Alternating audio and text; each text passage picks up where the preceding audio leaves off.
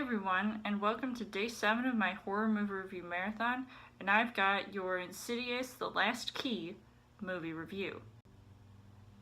An evil doorway has been opened, and it is in the childhood home of a parapsychologist.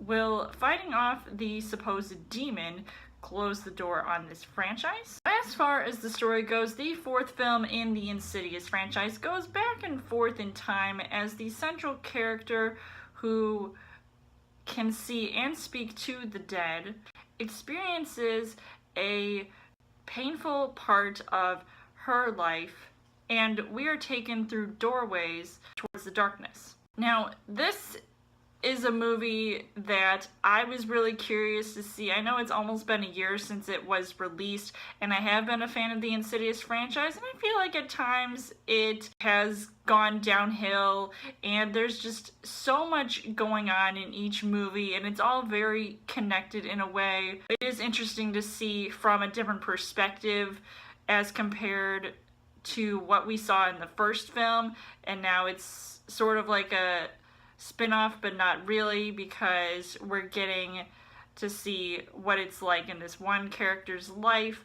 So, I mean, I did like the direction that they went in with this film. As far as the casting goes, you've got Lin Shaye, who returns once again as Elise, and I think it was really cool to see the progression from her younger years to her adult years, so like from the past to the present, we get to see her performance.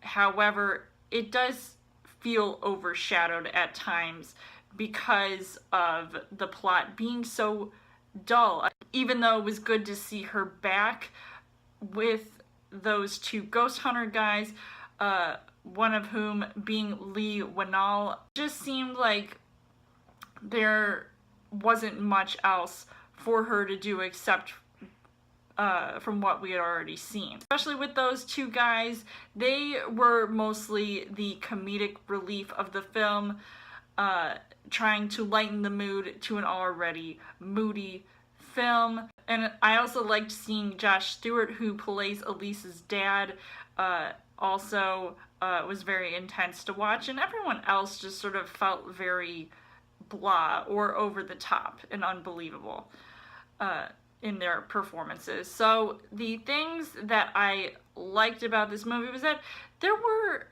a few very cool scary moments in the film, ones that maybe made me jump, but because I feel like I've seen it all before, it wasn't too surprising from what I saw. And it was really creepy to see that one antagonist demon, even though it was a slow build-up to get to all of those really creepy moments.